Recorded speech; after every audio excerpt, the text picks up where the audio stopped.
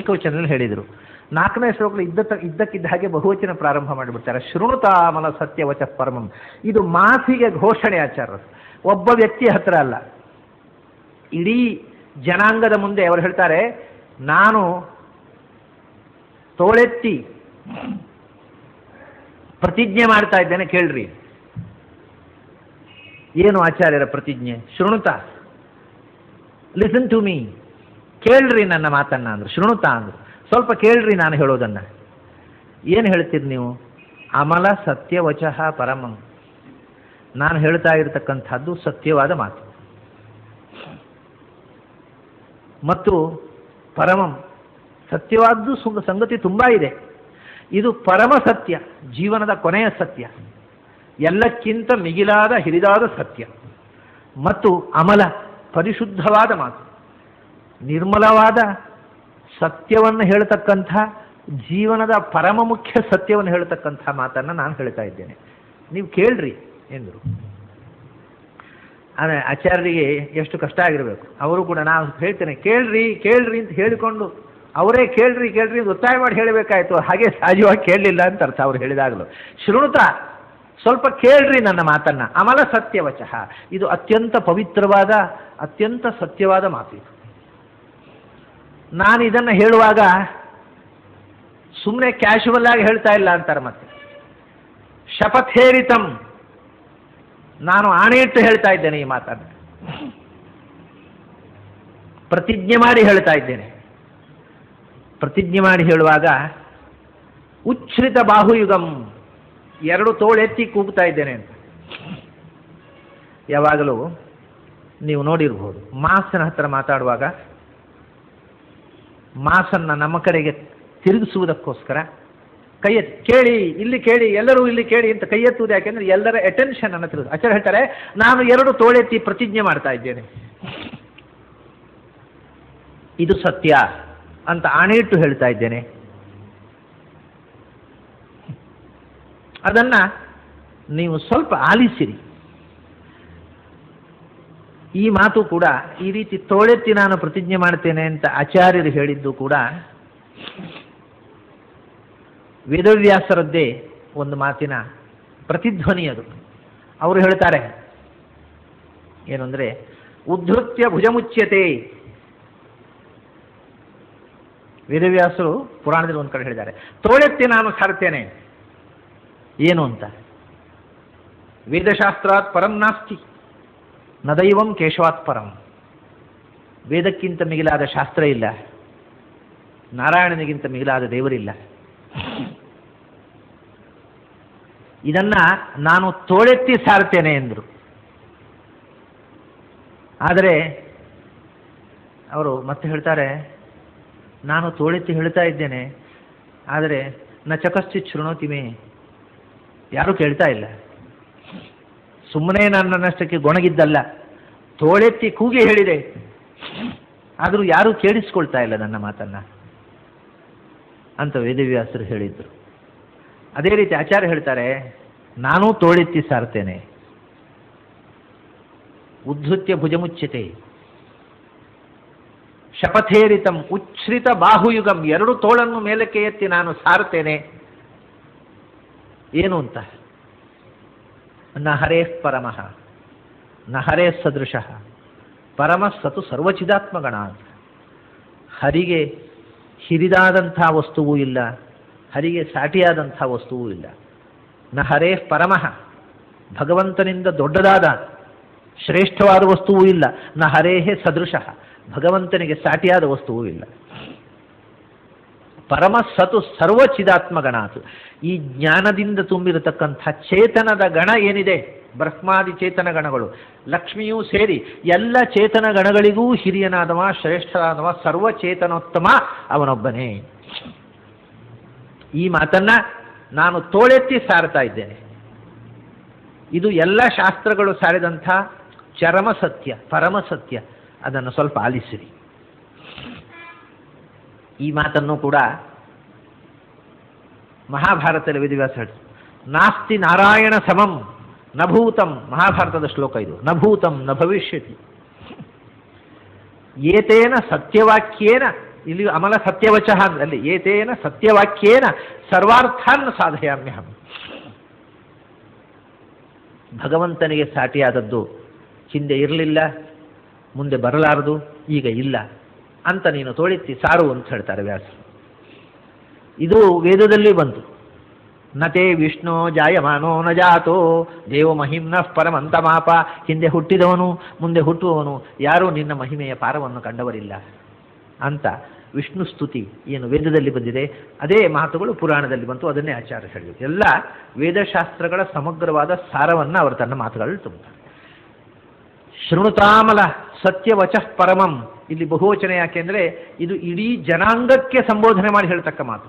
ಆಗ ಅವರು ಏಕಾಂತದಲ್ಲಿ ಕೂತು ಶಿಷ್ಯನಿಗೆ ಹೇಳಿದ ಹಾಗೆ, ಕೇಳಪ್ಪ ನನ್ನ ಮಾತು ಸ್ವಲ್ಪ ಕೇಳು, ನಿನ್ನ ಕರ್ಮ ಮಾಡು, ಅದರಿಂದ ಬಂದದ್ದು ಭಗವತ್ಪ್ರಸಾದ ಅಂತ ಅನುಭವಿಸು ಅಂತ ಏಕವಚನದಲ್ಲಿ ಹೇಳಿದರೆ, ಇದು ಇಡೀ ಜನಾಂಗಕ್ಕೆ, ಇಡೀ ಪ್ರಪಂಚದ ಮುಂದೆ ತೋಳೆತ್ತಿ ಸಾರೋದು. ಅದಕ್ಕೋಸ್ಕರ ಶೃಣುತಾ, ಎಲ್ಲರೂ ಕೇಳ್ರಿ. ಇದು ಯಾವುದೋ ನಮ್ಮ ಗುಂಪಿನೊಳಗೆ, ವೈಷ್ಣವರ ಗುಂಪಿನೊಳಗೆ ಮಾತಾಡೋ ಮಾತಲ್ಲ, ಜಗತ್ತಿನ ಮುಂದೆ ಆಡೋ ಮಾತಿದು. ಶೃಣುತಾಮಲ ಸತ್ಯವಚಃ ಪರಮಂ ಶಪಥೇರಿತಂ ಉಚ್ಛ್ರಿತ ಬಾಹುಯುಗಂ ನಹರೇ ಪರಮಃ ನಹರೇ ಸದೃಶಃ ಪರಮ ಸತು ಸರ್ವಚಿದಾತ್ಮಗಣಾತ್. ಎಲ್ಲ ಚೇತನ ಗಣಗಳಿಗಿಂತಲೂ ಶ್ರೇಷ್ಠನಾದವ ನಾರಾಯಣನ ಒಬ್ಬನೇ ಅನ್ನುವುದು ನಾನು ಜಗತ್ತಿನ ಮುಂದೆ ತೋಳೆತ್ತಿ ಪ್ರತಿಜ್ಞೆ ಮಾಡಿ ಸಾರ್ತೇನೆ ಅಂತಂದರು. ಆ ಕನ್ವಿಕ್ಷನ್ ಎಂಥದ್ದು. ಹೀಗೆ ವೇದವ್ಯಾಸರು ಹೇಳಿದಲ್ಲ, ಉದ್ಧತ್ಯ ಭುಜ ಮುಚ್ಚತೆ, ನಾನು ತೋಳೆತ್ತಿ ಸಾರ್ತೇನೆ ಅಂತ. ಅದಕ್ಕೋಸ್ಕರವೇ ಒಂದು ಪದ್ಧತಿ ಇದೆ ಲಿಂಗಾಯತರಲ್ಲಿ ಒಂದು ಹಬ್ಬ ಇದೆ. ಅದು ಈಗ ಅದನ್ನು ಆಚರಣೆ ಮಾಡೋದನ್ನು ಬಿಟ್ಟಿದ್ದಾರೆ, ಮುಂಚೆ ಅದನ್ನು ಕಂಪಲ್ಸರಿಯಾಗಿ ಮಾಡ್ತಿದ್ರು. ವ್ಯಾಸ ತೋಳು ಅಂತ ಒಂದು ಹಬ್ಬ ಲಿಂಗಾಯತರಲ್ಲಿ, ವ್ಯಾಸ ತೋಳು ಅಂತ. ಅಂದರೆ ವ್ಯಾಸರ ವಿಗ್ರಹವನ್ನು ಮಾಡ್ತಿದ್ರು.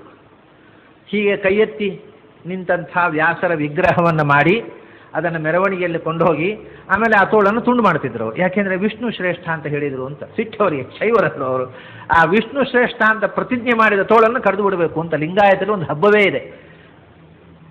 ಆ ಹಬ್ಬ ಇವತ್ತು ಅದು ಸ್ವಲ್ಪ ಅಸಾಮಾಜಿಕ ಆಗತ್ತೆ ಅಂತ ಬಿಟ್ಟಿದ್ದಾರೆ. ಹಿಂದೆ ಅವರ ಒಂದು ಆಚರಣೆ ನಿತ್ಯಾನುಷ್ಠಾನದಲ್ಲಿ ಒಂದು ಇದು. ಆದ್ದರಿಂದ ವ್ಯಾಸರು ಯಾವುದನ್ನು ತೋಳೆತ್ತಿ ಸಾರಿದರೋ ಅದನ್ನು ಆಚಾರ್ಯರು ತೋಳೆತ್ತಿ ಸಾರಿದರು. ಯಾವ ವೇದಗಳು ಸಾರಿದವೋ ಅದನ್ನೇ ವ್ಯಾಸರು ತೋಳೆತ್ತಿ ಸಾರಿದರು. ವ್ಯಾಸರು ತೋಳೆತ್ತಿ ಏನನ್ನು ಸಾರಿದರೋ ಅದನ್ನೇ ಆಚಾರ್ಯರು ಎರಡು ತೋಳುಗಳನ್ನೆತ್ತಿ ನಾನು ಸಾರ್ತೇನೆ ಎಂದರು. ನ ಹರೇ ಪರಮಃ ನ ಹರೇ ಸದೃಶಃ ಪರಮ ಸತು ಸರ್ವಚಿದಾತ್ಮಗಣಾತ್. ಇಡೀ ಜಗತ್ತು ಅವನ ಅಧೀನವಾಗಿದೆ, ಅವನು ಜಗತ್ತಿಗೆ ನಾಥನಾಗಿದ್ದಾನೆ. ಆದ್ದರಿಂದ ಆ ಜಗನ್ನಾಥನನ್ನು ಮರೆತು ಬದುಕಬೇಡ ಅಂತ ನನ್ನ ವಿನಂತಿ ಅಂತಾರೆ. ನಾನು ತೋಳೆತ್ತಿ ಹೇಳ್ತಾ ಇದ್ದೇನಪ್ಪ, ದಯವಿಟ್ಟು ಕೇಳು. ಹೌದು, ಈ ಜಗತ್ತು ಅವನ ಅಧೀನವಾಗಿದೆ, ಭಗವಂತನ ಅಧೀನವಾಗಿ ಈ ಜಗತ್ತಿದೆ ಅಂತ ಅನ್ನೋದಕ್ಕೆ ಏನು ಪುರಾವೆ ಇದೆ? ನೀವು ತೋಳೆತ್ತಿ ಹೇಳ್ತೀರಿ, ನಿಮ್ಮ ನಂಬಿಕೆ ನೀವು ಹೇಳ್ತೀರಿ, ನಾವು ನಂಬಬೇಕು ಅಂತೇನು? ನಮಗೆ ಮನವರಿಕೆ ಆಗಬೇಕು ಈ ಜಗತ್ತು ದೇವರ ಅಧೀನವಾಗಿದೆ ಅಂತ. ನಾವು ಈ ಜಗತ್ತು ನಮ್ಮ ಅಧೀನವೇ ಅಂತ ತಿಳ್ಕೊಂಡಿದ್ದೇವೆ. ನಾವು ಮಾಡಿದ ಹಾಗೆ ನಾವು ನಮ್ಮ ಬದುಕನ್ನು ರೂಪಿಸುವವರು ನಾವೇ. ಇದು 20ನೇ ಶತಮಾನದ ಫಿಲಾಸಫಿ. ಇದು ಎಕ್ಸಿಸ್ಟೆನ್ಷಿಯಾಲಿಸಮ್ ಅಂತಾರೆ.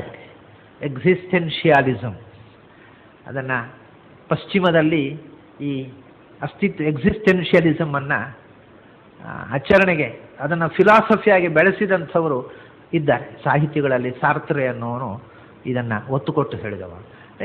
ನನ್ನ ಅಸ್ತಿತ್ವಕ್ಕೆ ನಾನೇ ಹೊಣೆಗಾರ, ಅದಕ್ಕೆ ಇನ್ಯಾರೋ ಹೊಣೆಗಾರರಲ್ಲ. ಅದು ದೇವರು ಏನೂ ಅಲ್ಲ, ಯಾರೂ ಏನೂ ಅಲ್ಲ ಅಂತ. ಅದು ನಿಜ. ಯಾಕೆಂದರೆ ಕೃಷ್ಣ ಅದನ್ನು ಮೊದಲು ಹೇಳಿದವ, ಇನ್ಯಾರೂ ಹೇಳಿದ್ದಲ್ಲ ಅದನ್ನು. ಭಾಗವತದಲ್ಲಿ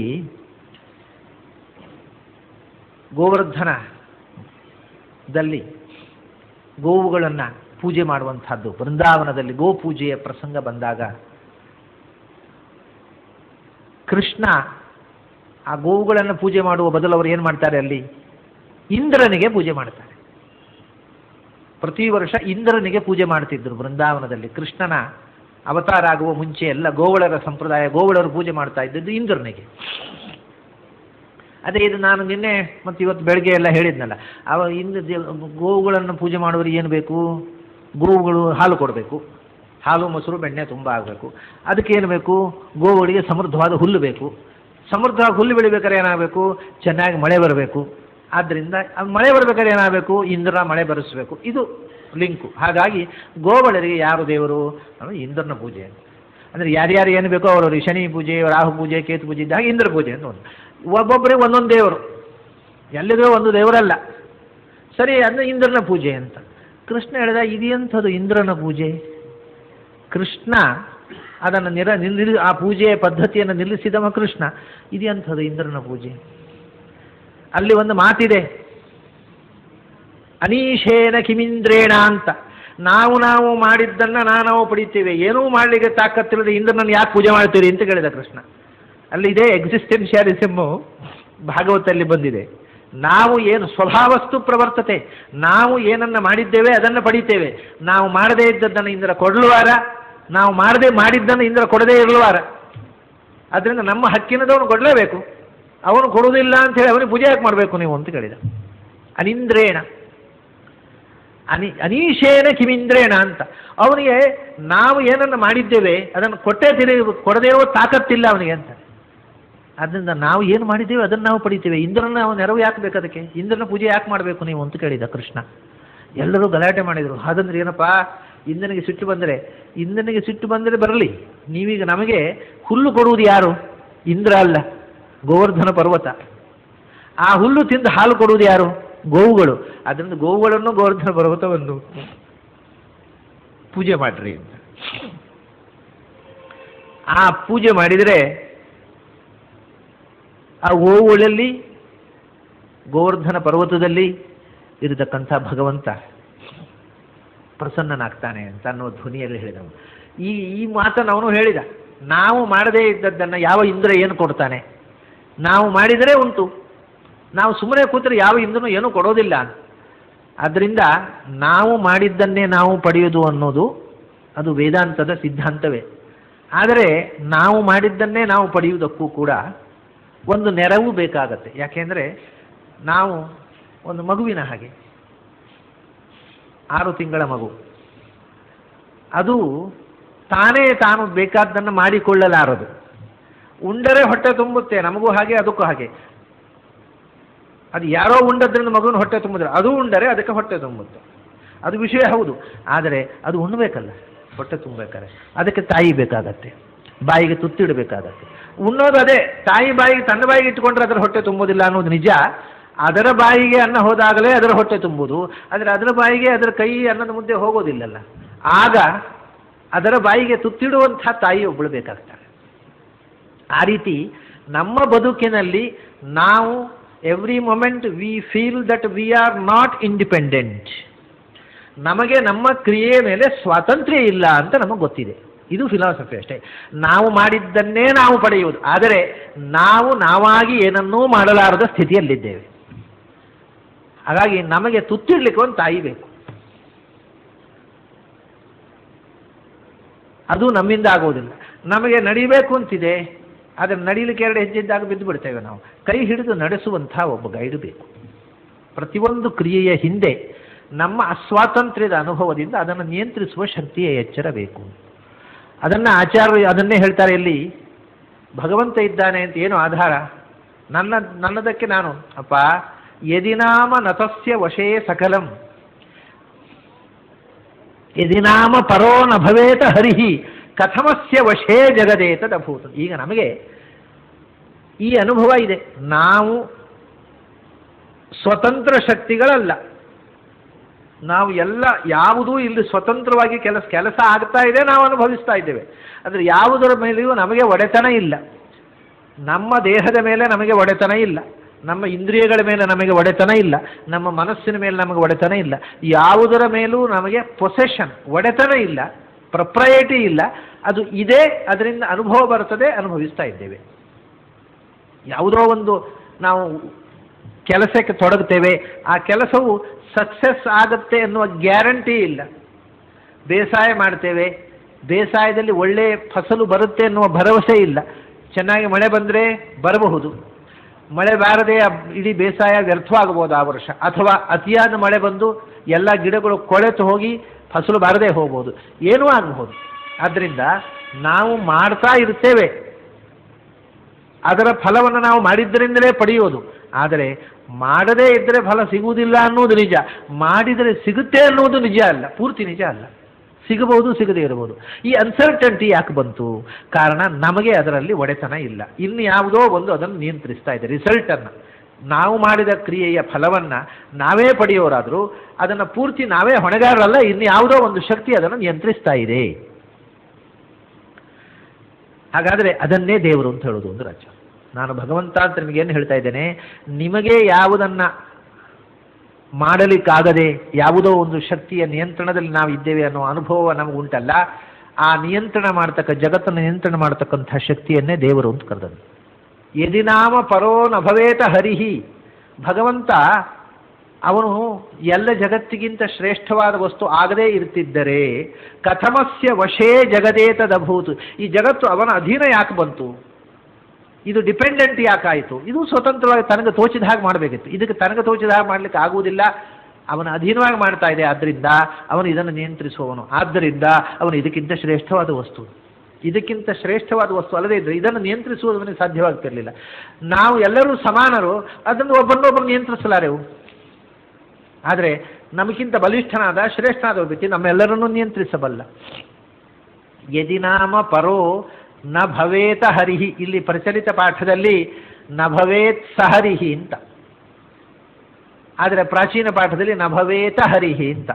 ಅದು ಯಾಕೆ ನ ಭವೇತ್ ಸಹರಿಹಿ ಅಂತ ಪ್ರಚಲಿತ ಪಾಠ ಬಂತು ಅಂದರೆ, ಈ ಸಂಸ್ಕೃತ ಓದಿದ್ದು ಜಾಸ್ತಿಯಾಗಿ ನ ಭವೇತ ಅಂತ ರೂಪ ಆಗುವುದಿಲ್ಲ ಸಂಸ್ಕೃತದಲ್ಲಿ. ಈ ಪಂಡಿತರ ಸಮಸ್ಯೆ ಇದು. ನ ಭವೇತ ಅಂತ ಆಚಾರ್ಯ ಪ್ರಯೋಗ ಮಾಡಿದ್ದಾರೆ, ಸಂಸ್ಕೃತ ವ್ಯಾಕರಣದ ಪ್ರಕಾರ ಹಾಗೆ ರೂಪ ಆಗುವುದಿಲ್ಲ. ಭವೇತ ಅಂತ ಭವೇತ್ ಅಂತ ಆಗಬೇಕು. ಭವತಿ ಭೂಧಾತು, ಧಾತು ಪಾಠದ ಮೊದಲನೇ ಪುಟ ಕಲಿತವರಿಗೆ ಗೊತ್ತಿದೆ. ಭವೇತ್ ಭವೇತಾಂ ಭವೇಯುಹು ಅಂತ. ಭವೇತ ಅಂತ ಆಗುವುದಿಲ್ಲ. ಭವೇತ ಭವೇತಾಂ ಭವೇರನ್ನೊಂದು ರೂಪ ಆಗುವುದಿಲ್ಲ. ಭವೇತ್ ಅಂತ ರೂಪ. ಅಂದರೆ ಅದು ಪರಸ್ಮೈ ಪದ ಆತ್ಮನೇ ಪದ ಅಂತ ಧಾತುಗಳಲ್ಲಿ ಎರಡಿದೆ. ಅದು ಪ್ರಪಂಚದಲ್ಲಿ ಇನ್ಯಾವ ಭಾಷೆಯಲ್ಲಿ ಇಲ್ಲದೇ ಇರತಕ್ಕಂಥ ಒಂದು ಸಂಸ್ಕೃತದ ವೈಶಿಷ್ಟ್ಯ. ಪರಸ್ಮೈ ಪದ ಆತ್ಮನೇ ಪದ ಅಂತ ಧಾತುವಿನಲ್ಲಿ ಎರಡು ವಿಧವಾದ ರೂಪಗಳಿವೆ. ಅದು ಪರಸ್ಮೈ ಪದ ಆದರೆ ಭವತಿ ಅಂತ ಆಗ್ತದೆ, ಅದು ಭವೇತ್ ಅಂತ ಆಗ್ತದೆ. ಆತ್ಮನೇ ಪದ ಆದರೆ ಭವತೇ ಅಂತ ಆಗ್ತದೆ, ಭವೇತ ಅಂತ ಆಗ್ತದೆ, ರೂಪ ಬೇರೆ ಆಗ್ತದೆ. ಭೂಧಾತು ಪರಸ್ಮೈ ಪದ, ಅದರಿಂದ ಭವೇತ್ ಅಂತ ರೂಪ. ಭವೇತ್ ಅಂತಿದ್ರೆ ನ ಭವೇತ್ ಹರಿಹಿ ಅಂತ ಶ್ಲೋಕ ತಪ್ಪಾಗತ್ತೆ. ಅದಕ್ಕೇನು ಮಾಡಿದ್ರು? ಸಹರಿಹಿ ಅಂತ, ಭವೇತ್ಗೆ ಒಂದು ಸಾ ಸೇರಿಸಿದ್ರು, ಭವೇತ್ ಸಹರಿಹಿ ಅಂತ ಮಾಡಿದರು. ಆಚಾರ್ಯರು ನಿಮ್ಮ ಪಾಣಿನಿ ವ್ಯಾಕರಣ ಪ್ರಕಾರ ನಾ ಯಾಕೆ ಪ್ರಯೋಗ ಮಾಡಬೇಕು ಅಂತ ಕೇಳುವವರು.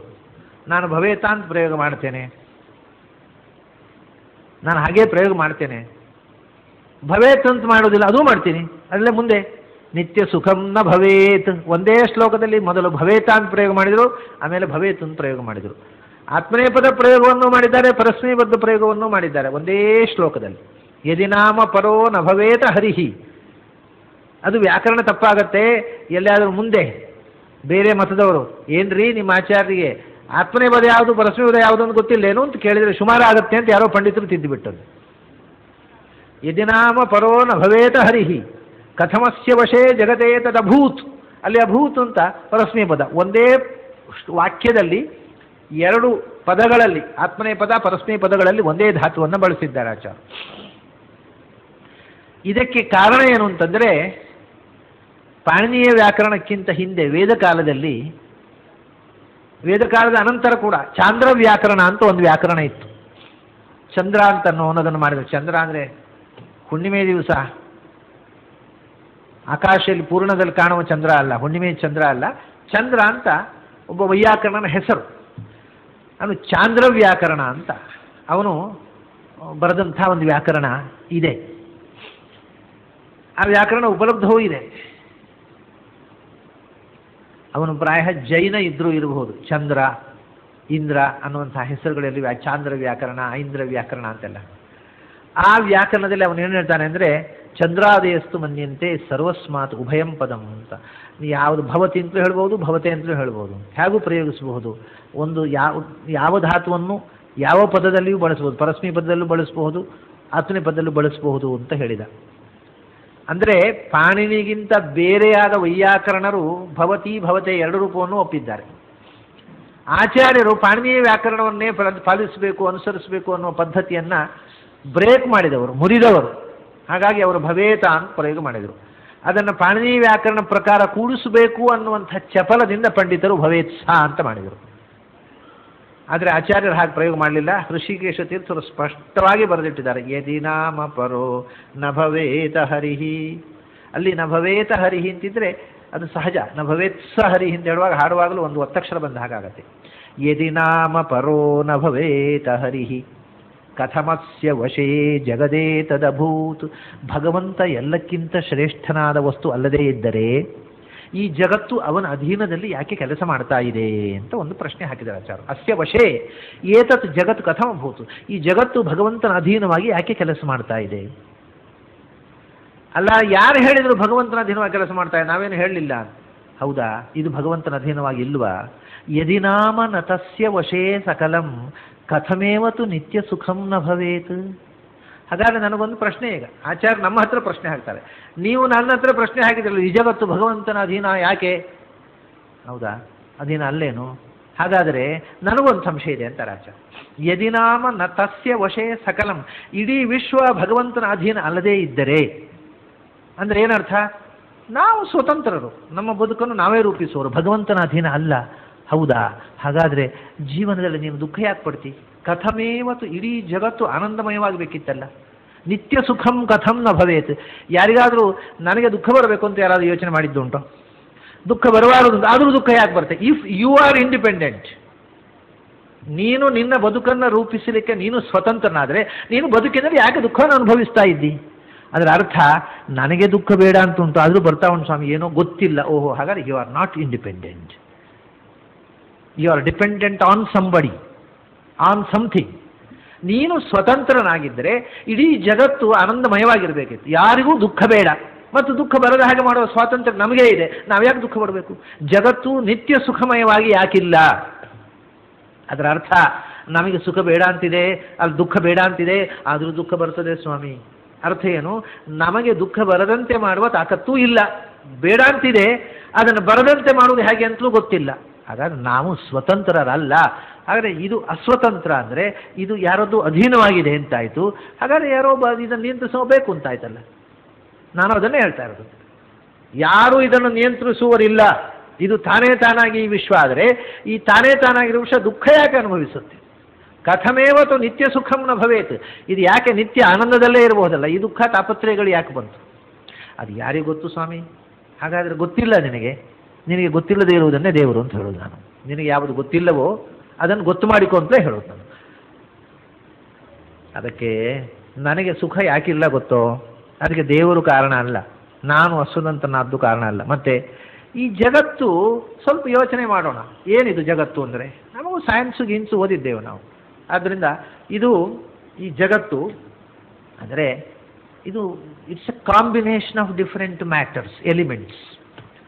ಮಣ್ಣು ನೀರು ಬೆಂಕಿ ಒಟ್ಟಾಯಿತು, ಒಟ್ಟಾದಾಗ ಒಂದು ದೇಹ ಆಯಿತು. ಅದು ದೇವರಿಗೆ ಇವರು ಏನಲ್ಲ, ಸುಮ್ಮನೆ ಆ ಮಣ್ಣು ನೀರು ಒಟ್ಟಾಯಿತು. ಒಟ್ಟಾದಾಗ ಅದು ಹೊಸ ಕ್ವಾಲಿಟಿ ನಿರ್ಮಾಣ. ಬರೇ ಮಣ್ಣಿನಲ್ಲಿ ಇಲ್ಲದೇ ಇದ್ದ ಒಂದು ನೇಚರ್ ಮಣ್ಣಿನ ನೀರು ಬೆಂಕಿ ಒಟ್ಟಾದಾಗ ಬಂತು. ಅದರ ಯೋಚನೆ ಶಕ್ತಿ ಬಂತು, ಅದು ಮಾತಾಡಲಿ ಶುರು ಮಾಡಿತು, ಯೋಚನೆ ಮಾಡಲಿ ಶುರು ಮಾಡಿತು. ಆಮೇಲೆ ಒಂದು ದಿವಸ ಮಣ್ಣು ನೀರು ಬೆಂಕಿಯ ಶಕ್ತಿ ಹೋಯಿತು, ಸತ್ತು ಹೋಯಿತು. ಅಷ್ಟೇ. ಅದಕ್ಕೆಲ್ಲ ದೇವರು ಎಂಥದ್ದು ಬೇಕು? ಇದು ಒಂದು ವಿಧಾನ. ಆಮೇಲೆ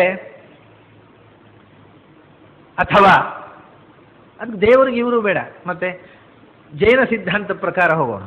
ನಾವು ನಿಮ್ಮ ಸಿದ್ಧಾಂತವನ್ನು ಯಾಕೆ ಒಪ್ಪಬೇಕು? ಜೈನ ಸಿದ್ಧಾಂತವನ್ನು ಅನುಸರಿಸ್ತೀವಿ. ಜೈನರು ಏನು ಹೇಳ್ತಾರೆ? ದೇವರು ಅಂತ ಒಂದು ವಸ್ತು ಇಲ್ಲ. ಮತ್ತೇನು? ನಾನು ಮಾಡಿದ ಕರ್ಮದಿಂದಲೇ ನಾನು ಬೆಳೆಯೋದು.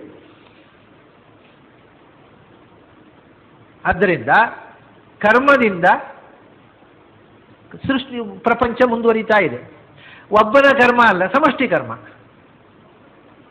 ನಾನು ಒಬ್ಬನಿಂದ ಇಡೀ ಪ್ರಪಂಚ ಬೆಳೆಯೋದು, ಹುಟ್ಟುವುದು, ಸಾಯುವುದು ಸಾಧ್ಯ ಇಲ್ಲ. ನನ್ನಿಂದ ನನ್ನ ಪ್ರಪಂಚ, ಅವರವರದ ಇಡೀ ಮನುಕುಲ ಸೇರಿದಾಗ ಇಡೀ ಪ್ರಪಂಚದಲ್ಲಿ ಕ್ರಿಯೆ ನಡೀತಾ ಹೋಗ್ತದೆ. ಮನುಕುಲ ಏನು ಪ್ರಪಂಚವನ್ನು ಮಾಡುವುದಲ್ಲ, ಅವನವನ ಕರ್ಮ ಪ್ರತಿಫಲಿತ ಕರ್ಮ ತನ್ನಷ್ಟಕ್ಕೆ ರಿಯಾಕ್ಟ್ ಆಗ್ತದೆ. ಕರ್ಮದ ಸ್ವಭಾವ ಅದು ರಿಯಾಕ್ಟ್ ಆಗೋದು. ಆದ್ದರಿಂದ ಇಡೀ ಜಗತ್ತಿನಲ್ಲಿ ಏನು ಕರ್ಮ ಇದೆ, ಒಬ್ಬೊಬ್ಬನ ಕರ್ಮಕ್ಕೂ ಪ್ರತಿಫಲವಾಗಿ ಅದಕ್ಕೆ ಫಲವಾಗಿ ಅವನ ಪ್ರಾರಬ್ಧದ ಸುಖವೋ ದುಃಖವೋ ಏನಿದೆ ಅದಕ್ಕೆ ಬೇಕಾದಂತಹ ಪ್ರಪಂಚ ನಿರ್ಮಾಣ ಆಗುತ್ತೆ. ಇನ್ನೊಬ್ಬರ ಸುಖ ಪ್ರಾರಬ್ಧಕ್ಕೂ ದುಃಖ ಪ್ರಾರಬ್ಧಕ್ಕೂ ಇನ್ನೊಂದು. ಹೀಗೆ ನಾವು ಮಾಡಿರ್ತಕ್ಕಂಥ ಕರ್ಮದಿಂದಲೇ ಈ ವಿಶ್ವಚಕ್ರ ನಡೀತಾ ಇದೆ. ಸ್ವರ್ಗ ನರಕವೂ ಇದೆ. ಪುಣ್ಯಕರ್ಮ ಮಾಡಿದರೆ ಸ್ವರ್ಗಕ್ಕೆ ಹೋಗ್ತಾನೆ, ಪಾಪಕರ್ಮ ಮಾಡಿದರೆ ನರಕಕ್ಕೆ ಹೋಗ್ತಾನೆ. ಆದರೆ ಅದಕ್ಕೆ ದೇವರು ಬೇಡ, ಕರ್ಮವೇ. ನಮ್ಮ ಹಿಂದೆ ನಮ್ಮನ್ನು ನಿಯಂತ್ರಿಸುವ ಸೂತ್ರ ಏನು ಮಾಡಿದ್ದೇವೋ ಅದನ್ನು ಅನುಭವಿಸಬೇಕು ಅಂತ ಹೇಳಿದ್ರಲ್ಲ ನೀವು. ಅದೇ ಕುರುಭುಂಶ್ವಚ ಕರ್ಮ. ದೇವರು ಯಾಕೆ ಬೇಕು? ನೀವು ಮೊದಲು ಹೇಳಿದ್ದು ಕರೆಕ್ಟು. ನಾವು ಏನು ಮಾಡಿದ್ದೇವೋ ಅದನ್ನು ಪಡಿತೇವೆ ಅಷ್ಟೇ. ದೇವರು ಏನೂ ಬೇಕಿಲ್ಲ ಅದಕ್ಕೆ. ಕರ್ಮ, ಕರ್ಮದ ರಿಯಾಕ್ಷನ್, ಪುನಃ ಕರ್ಮ, ಅದರ ರಿಯಾಕ್ಷನ್. ಬದುಕು ಅಂದರೆ ಇಷ್ಟೇ. ಇದು ಒಂದು ಆಯಿತು. ಜೈನರ ಸಿದ್ಧಾಂತ ಬೇಡ, ವೈದಿಕರೇ ಆಗೋಣ. ವೈದಿಕರಲ್ಲಿ ಮೀಮಾಂಸಕರು ಅಂತ ಇದ್ರು ಹಿಂದೆ, ಈಗಿಲ್ಲ ಅಂಥವ್ರು. ಅವರು ಏನು ಅಂದರೆ ಬೆಳಗಿನ ಸಂಜೆಯ ತನಕ ಕರ್ಮಾನುಷ್ಠಾನ ಮಾಡೋದು ಅಷ್ಟೇ, ಯಜ್ಞ ಮಾಡೋದು. ಇಂದ್ರಾಯ ಸ್ವಾಹ ಇಂದ್ರಾಯೇದನ್ನ ಮಮ, ಅಗ್ನೇಯೇ ಸ್ವಾಹ ಅಗ್ನೇಯೇದನ್ನ ಮಮ, ಎಲ್ಲ ಆಹುತಿ ಕೊಡೋದು. ಆಹುತಿ ಕೊಡೋ ಕರ್ಮವೇ ಪುಣ್ಯವನ್ನು ಕೊಡೋದು. ಇಂದ್ರ ಅಂತ ಒಬ್ಬ ಇಲ್ಲ, ಇಂದ್ರ ಅಂತ ಒಬ್ಬ ಇಲ್ಲ, ಅಥವಾ ದೇವರು ಅಂತ ಒಬ್ಬ ಇಲ್ಲ. ಮತ್ತೆ ಆ ಕರ್ಮವೇ ನಮಗೆ ದೇವತೆ. ಕರ್ಮವಾದಿಗಳು ಮೀಮಾಂಸಕರು ದೇವರನ್ನು ಒಪ್ಪದೇ ಇದ್ದ ವೇದಿಕರು ಇದ್ದರು ನಮ್ಮಲ್ಲಿ. ಅವರು ದೇವರಂತ ಒಂದಿಲ್ಲ, ಆ ಮಂತ್ರವೇ ದೇವರು. ಆ ಮಂತ್ರದಿಂದ ಆಹುತಿ ಕೊಟ್ಟು ಬಿಟ್ಟರೆ ಆ ಕರ್ಮದಿಂದ ಪುಣ್ಯ ಬರುತ್ತೆ, ಸ್ವರ್ಗ ಸಿಗುತ್ತೆ. ಇದು ಒಂದು. ಆದ್ದರಿಂದ ನಮ್ಮ ಈ ಯಾವುದು ಮೀಮಾಂಸಕರಾದರೆ ಮೀಮಾಂಸಕರು, ಜೈನರಾದರೆ ಜೈನರು, ಯಾವ ಮತ ಬೇಕಾದ್ರೂ ತಗೊಳ್ಳಿ, ಅಂತೂ ನಮ್ಮ ಬದುಕಿನ ಹಿಂದೆ ಇರುವ ಸೂತ್ರ ಕರ್ಮಸೂತ್ರ ಹೊರತು ದೇವರ ಸೂತ್ರ ಅಲ್ಲ. ಆಮೇಲೆ ಇನ್ನೊಂದು, ಇದು ಒಂದು. ಅಥವಾ ನಮಗೆ ಇನ್ನೊಂದು ಫಿಲಾಸಫಿ ಗೊತ್ತಿದೆ. ವಿಮಾ ಅಂದರು. ವಿಮಾ ಅಂದರೆ ಇನ್ಶೂರೆನ್ಸ್ ಅಲ್ಲ, ವಿಮಾ ಯೋಜನೆ ಅಂತ ಅದಕ್ಕೆ ವಿಮಾ ಅಂತಾರೆ ಕನ್ನಡದಲ್ಲಿ. ಅದು ಸಂಸ್ಕೃತದ ವಿಮಾ ಅಂದರೆ ಇಗ್ನೋರೆನ್ಸ್, ಇನ್ಶೂರೆನ್ಸ್ ಅಲ್ಲ, ಇಗ್ನೋರೆನ್ಸ್. ವಿಮಾ ಅಂದರೆ ಇಗ್ನೋರೆನ್ಸ್, ಮಾ ಅಂದರೆ ಜ್ಞಾನ, ವಿಮಾ ಅಂದರೆ ಅಜ್ಞಾನ.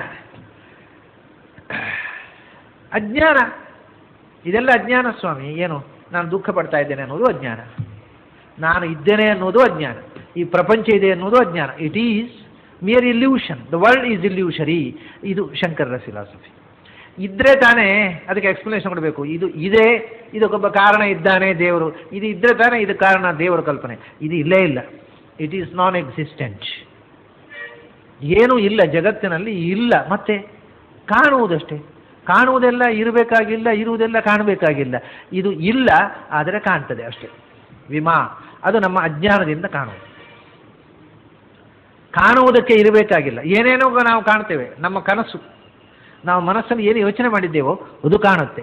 ಅದನ್ನು ಎಲ್ಲಿ ತನಕ ಇದು ಬೆಳೆಯಿತು ಅಂತಂದರೆ, ಅದನ್ನು ಬೌದ್ಧ ಸಿದ್ಧಾಂತವೂ ಹೌದಿದು, ಜೈನ ಸಿದ್ಧಾಂತವನ್ನು ಮೊದಲು ಹೇಳಿದರು ಕರ್ಮ ಅಂತ, ಮತ್ತು ಮೀಮಾಂಸಕರ ಸಿದ್ಧಾಂತವನ್ನು. ಜೈನರು ಮತ್ತು ಮೊದಲ ಮೀಮಾಂಸಕರು ಕರ್ಮ ಅಂತಂದರು. ವೇದದ ವೈದಿಕರಲ್ಲಿ ಬಹಳ ಪ್ರಾರಂಭದ ವೈದಿಕರು ಮತ್ತು ಜೈನರು. ಜೈನ ಸಿದ್ಧಾಂತದ ಅನಂತರ ಬೌದ್ಧ ಸಿದ್ಧಾಂತ ಬಂತು.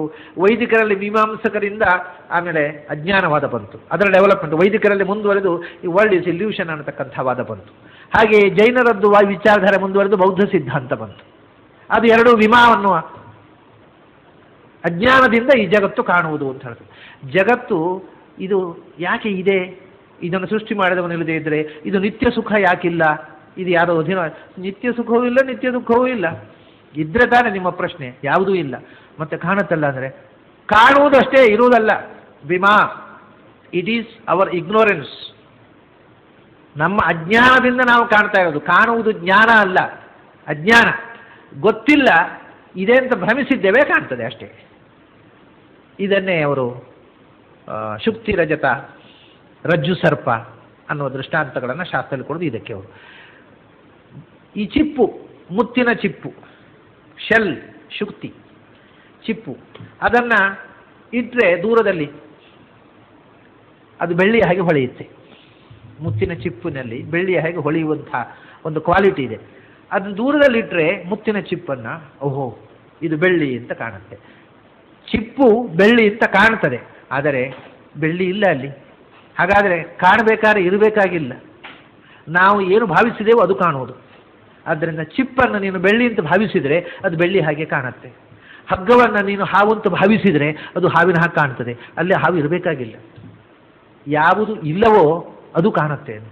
ಇದು ಈಗ ಇಲ್ಲದೇ ಇದ್ದದ್ದೂ ಕಾಣುತ್ತೆ ಅಂತ ಆಯ್ತಲ್ವ.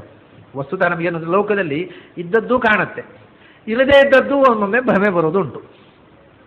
ಇದನ್ನು ಸಮೀಕರಣ ಮಾಡಿ ಶಂಕರರು ಏನು ಹೇಳೋದು ಗೊತ್ತುಂಟೋ, ಯಾವುದು ಇದೆಯೋ ಅದು ಕಾಣುವುದಿಲ್ಲ, ಯಾವುದು ಇಲ್ಲವೋ ಅದೇ ಕಾಣುವುದು, ಏನೇನು ಕಾಣುತ್ತೆ ಅದೆಲ್ಲ ಇಲ್ಲ ಅಂದರು. ಇದೊಂದು ಹೊಸ ರೀತಿಯ ವಾದ ಶುರು ಮಾಡಿದರು ಶಂಕರರು. ಯಾವುದು ಕಾಣುತ್ತೆ ಅದು ಇಲ್ಲ ಅಂತ. ಇದು ವಿಚಿತ್ರ ಅಲ್ವಾ? ಅದು ಇದೆ, ಯಾಕೆ ನಮ್ಗೆ ಕಾಣ್ತಾ ಇದೆಯಪ್ಪ ಅಂದರೆ ಅವರಲ್ಲ, ಅದು ಕಾಣ್ತಾ ಇದೆ ಅಲ್ಲವಾ ಅದರಿಂದ ಇಲ್ಲ ಅಂತ ಶುರು ಮಾಡಿದ್ರು ಅವರು. ಇದು ಹೊಸವಾದ, ಹೌದು, ಕೇಳಲಿಕ್ಕೆ ಖುಷಿ ಆಯಿತು. ಹೌದು, ಅದು ಒಂದು ವಿಷಯ. ಹೌದು, ಈಗ ನಾವು ಇಷ್ಟುವರೆಗೆ ಕಾಣ್ತಾ ಇದೆ ಅದರಿಂದ ಇದೆ ಅಂತ ಹೇಳ್ತಾ ಇದ್ದೀವಿ, ಈಗ ಹೊಸ ನಮ್ಮನೆ ಶುರು ಮಾಡೋಣ, ಇದು ಇಲ್ಲ ಯಾಕೆಂದ್ರೆ ಕಾಣ್ತಾ ಇದೆ. ಅದು ಖುಷಿ ಆಯ್ತೇನ್ರಿ ಕೇಳಿ. It doesn't exist. ಯಾಕಂದ್ರೆ ವಿಶ್ವಂ ಮಿಥ್ಯಾ ದೃಶ್ಯತ್ವಾತ್ ಅಂತ ಇದು ಅವರ ಅನುಮಾನ, ಬೇಸಿಕ್ ಲಾಜಿಕ್. ಮೊನ್ನೆ ಒಂದು ಅನುಮಾನ ಹೇಳಿದ್ದೆ, ಈ ಜಗತ್ತು ಸುಳ್ಳು ಯಾಕೆಂದ್ರೆ ಇದು ಕಾಣುತ್ತೆ ಆದ್ದರಿಂದ. A real thing can not be perceived, what ever thing is perceived is not true. ಯಾವುದು ಕಾಣುತ್ತೋ ಅದು ಸುಳ್ಳು ಅಂತ ಶುರು. ಅಂದರೆ ಇದು ಒಂದೊಂದು ಎಕ್ಸ್ಟ್ರೀಮಿಟಿ.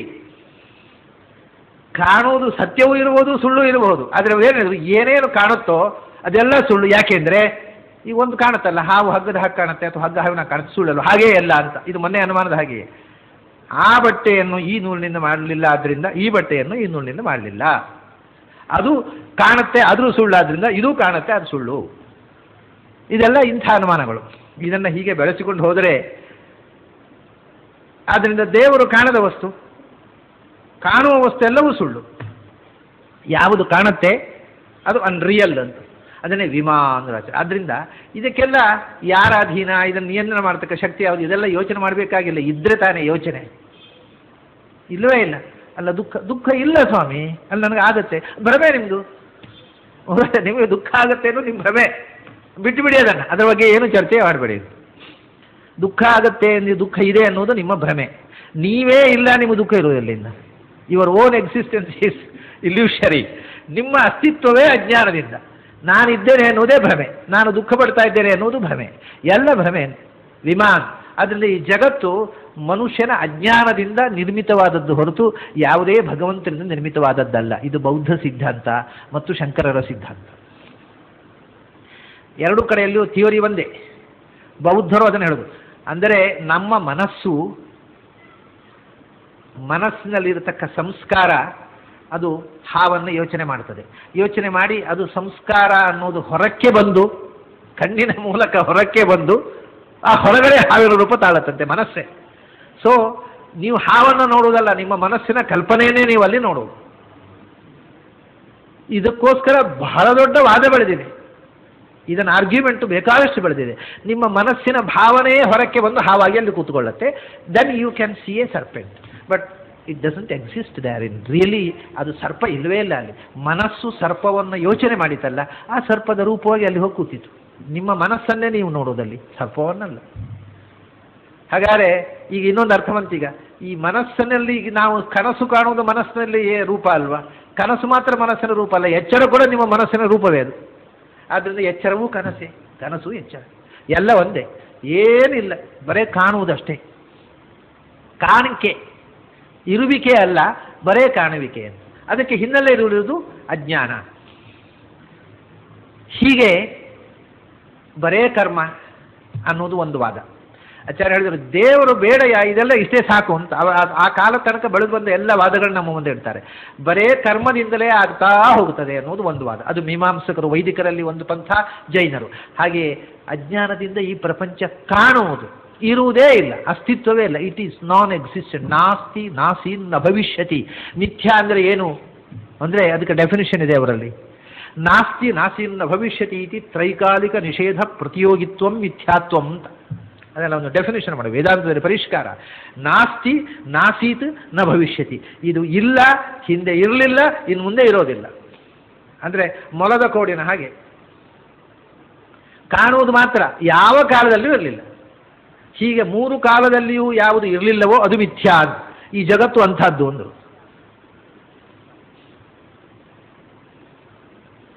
ಇದು ಒಂದು. ಅದರಿಂದ ದೇವರ ಬಗ್ಗೆ ನಾವು ಯೋಚನೆ ಮಾಡುವ ಪ್ರಶ್ನೆಯೇ ಇಲ್ಲ. ಜಗತ್ತು ಅಂತ ಇದ್ದರೆ ಆ ಜಗತ್ತನ್ನು ಸೃಷ್ಟಿ ಮಾಡಿದವ ಯಾರು, ಅದು ಯಾರಿಗೆ ಅಧೀನವಾಗಿದೆ ಅನ್ನೋ ಯೋಚನೆ ಅದು ಇಲ್ಲೇ ಇಲ್ಲ, ಜಗತ್ತೇ ಇಲ್ಲ. ಇದು ಒಂದು ಕರ್ಮ ವಿಮಾ.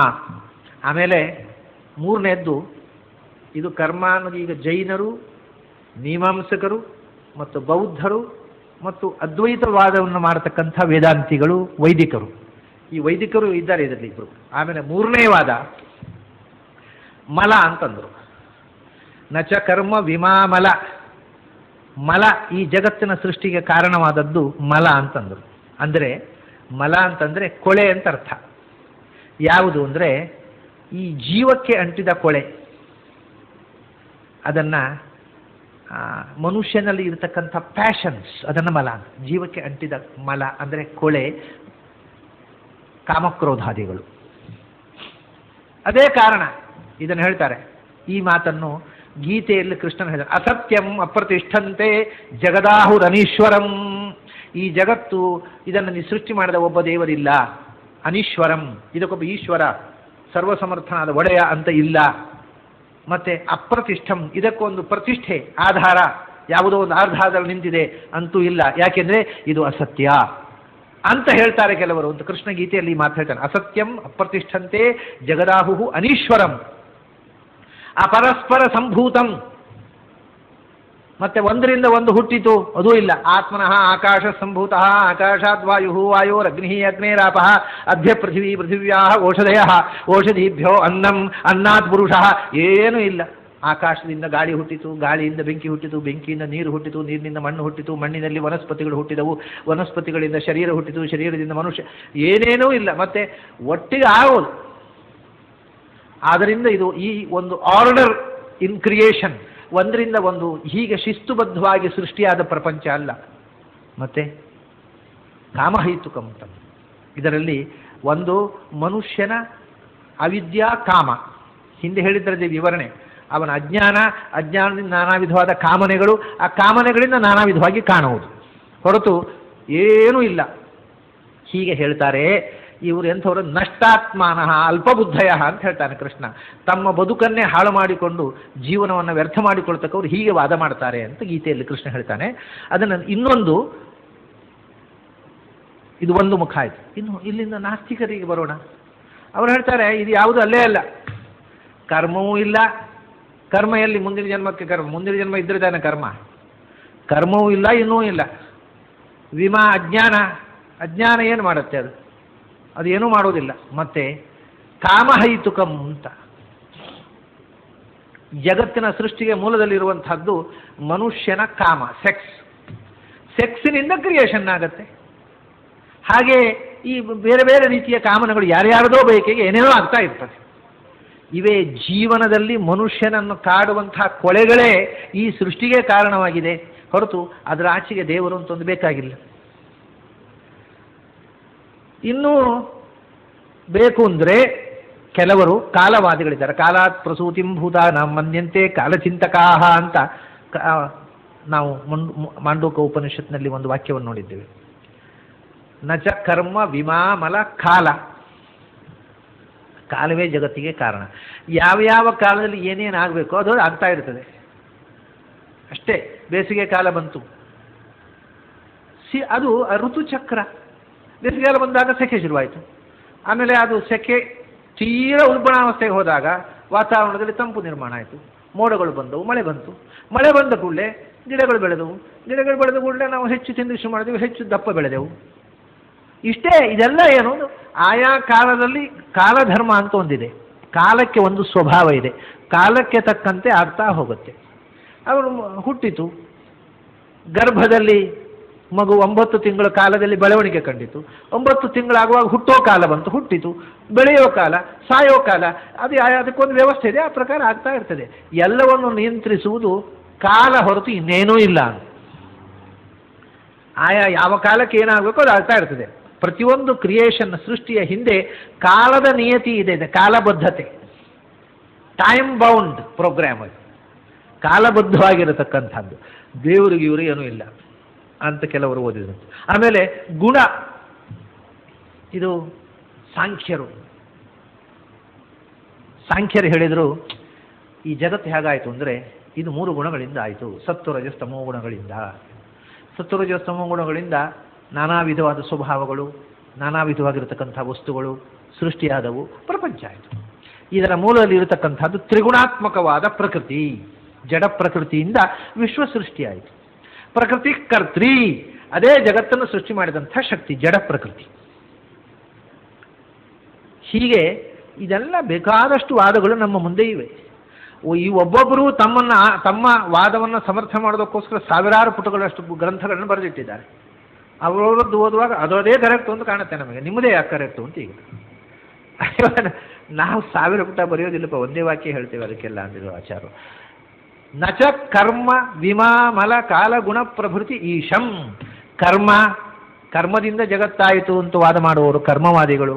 ಅಜ್ಞಾನದಿಂದ ಜಗತ್ತು ಕಾಣುವುದು, ಇಟ್ ಈಸ್ ಇಲ್ಯೂಷರಿ, ದೃಷ್ಟಿ ಅಂತ, ಪರ್ಸೆಪ್ಷನ್, ಇರುವುದಲ್ಲ ಇದ್ದಂತೆ ಕಾಣುವುದು ಅನ್ನುವಂಥ ವಾದ. ಅಥವಾ ಮನುಷ್ಯನಲ್ಲಿರ್ತಕ್ಕಂಥ ದೋಷಗಳಿಂದ, ಅಂದರೆ ಪ್ಯಾಷನ್ಸ್, ಕಾಮಕ್ರೋಧಾದಿಗಳಿಂದ ಜಗತ್ತು ಸೃಷ್ಟಿಯಾಯಿತು ಅನ್ನುವುದು, ಕಾಲದಿಂದ ಜಗತ್ತು ಸೃಷ್ಟಿಯಾಯಿತು ಅನ್ನುವುದು, ತ್ರಿಗುಣಗಳಿಂದ ಜಗತ್ತು ಸೃಷ್ಟಿಯಾಯಿತು ಎನ್ನುವುದು. ಇದು ಯಾವುದೂ ಜಗತ್ತಿಗೆ ಒಡೆತನ, ಜಗತ್ತಿಗೆ ನಿಯಂತ್ರಣ ಮಾಡತಕ್ಕ ಶಕ್ತಿಯಾಗಿರುವುದು ಸಾಧ್ಯ ಇಲ್ಲಪ್ಪ. ನಚ ಕರ್ಮ ವಿಮಾ ಮಲ ಕಾಲ ಗುಣ ಪ್ರಭೃತಿ, ಇನ್ನು ಎಟ್ಸೆಟ್ರಾ ಇನ್ನು ಎಷ್ಟು ವಾದಗಳು ಮುಂದೆ ಬರಬರಲಿ, ಹಿಂದೆ ಹೋಗಲಿ, ಯಾವುದೇ ಇರಲಿ, ಜೀವನಿಂದಲೇ ಸೃಷ್ಟಿ, ಪ್ರಧಾನದಿಂದಲೇ ಸೃಷ್ಟಿ, ಏನೇನು ಬೇಕಾದ್ರೆ ಏನೇನೋ ವಾದಗಳು ಬರಲಿ, ಇವೆಲ್ಲ ಇತ್ಯಾದಿಗಳು ಯಾವುವೂ ಕೂಡ ಈಶಂ ನಚ, ಇದು ಜಗತ್ತಿನ ಒಡೆತನವನ್ನು ಮಾಡುವ, ಜಗತ್ತನ್ನು ನಿಯಂತ್ರಿಸುವ ಶಕ್ತಿಗಳು ಅಲ್ಲ.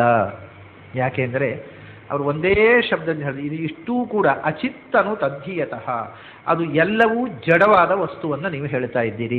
ಜಡಕ್ಕೆ ಕರ್ತೃತ್ವ ಅಂದರೆ ಏನು ಅಂತ ಒಂದು ಡೆಫಿನಿಷನ್ ನನಗೆ ಹೇಳಿ ಅಂತ. ಕರ್ಮವೇ ಮಾಡುತ್ತೇನೆ, ಕರ್ಮ ಮಾಡುವುದು ಅಂದರೆ ಏನು?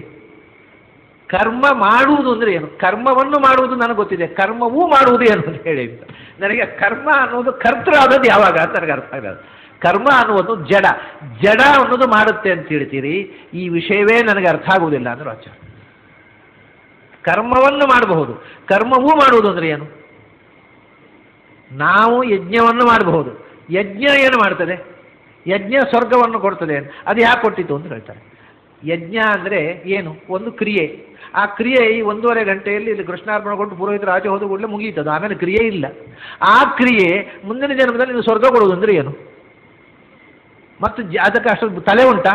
ನನ್ನನ್ನು ಇವನು ಮಾಡಿದ, ಈ ಕರ್ಮವನ್ನು ಮಾಡಿದ, ಅದು ಇವನು ಒಳ್ಳೆಯ ಕೆಲಸ, ಈ ಒಳ್ಳೆಯ ಕೆಲಸವನ್ನು ಮಾಡಿದ, ಆದರೆ ಇವನಿಗೆ ಪುಣ್ಯ ಕೊಡುವ, ಇವನಿಗೆ ಸ್ವರ್ಗ ಕೊಡುವ ಅಂತ ಯೋಚನೆ ಮಾಡುವಷ್ಟು ತಾಕತ್ತು ಉಂಟು ಅದಕ್ಕೆ? ಹಾಗಾದ್ರೆ ಕರ್ಮ ಅನ್ನೋದು ಇಡೀ ವಿಶ್ವವನ್ನು ಮಾಡಿತು ಅಂತೀರಿ, ಮಾಡುವುದು ಅನ್ನುವ ಕ್ರಿಯೆ ಉಂಟಲ್ಲ, ಕ್ರಿಯೆ ಅನ್ನೋದು ಬುದ್ಧಿಪೂರ್ವಕ ಆಗುವುದೋ ಅಲ್ಲೋ? ಯಾವೇ ಕ್ರಿಯೆ ಬುದ್ಧಿ ಇಲ್ಲದೆ ಆಗುವುದಿಲ್ಲ.